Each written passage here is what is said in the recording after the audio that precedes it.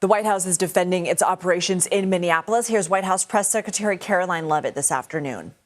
As President Trump said yesterday, the administration is reviewing everything with respect to the shooting, and we will let that investigation play out.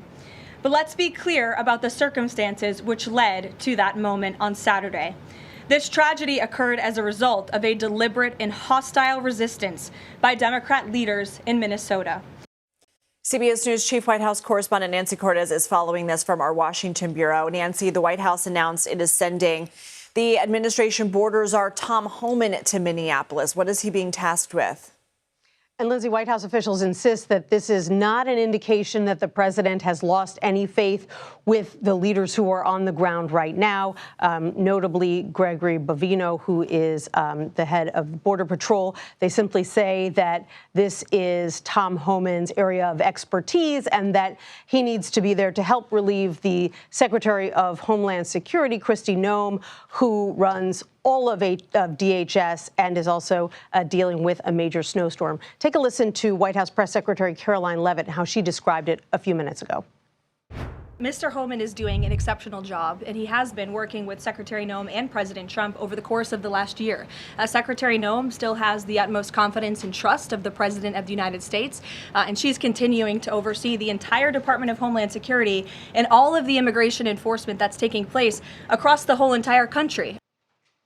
Leavitt added that Homan is due to get on a plane and start heading to Minneapolis in a few hours, Lindsay.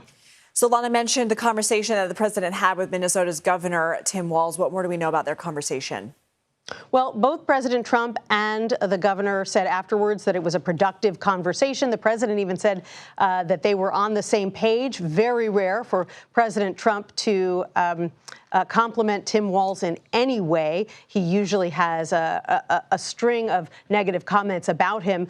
In this case, it does sound like it was a good conversation, but it doesn't mean that everything is smooth sailing. Afterwards, Governor Walz said that while the conversation was productive, he did tell the president that his staff doesn't have his facts straight about the situation on the ground in Minnesota and that they need impartial investigations and they need to reduce the number of federal agents in Minnesota. And then White House Press Secretary Caroline Leavitt, for her part, said that Walz and the mayor of Minneapolis are largely to blame for stirring up anger, stirring up protests in the city of Minneapolis. And she basically laid the death of Alex Pretti this weekend at their door. So still a lot of tension between leaders in Minnesota and leaders at the White House at this hour, Lindsay. All right, Nancy Cortez, thank you so much.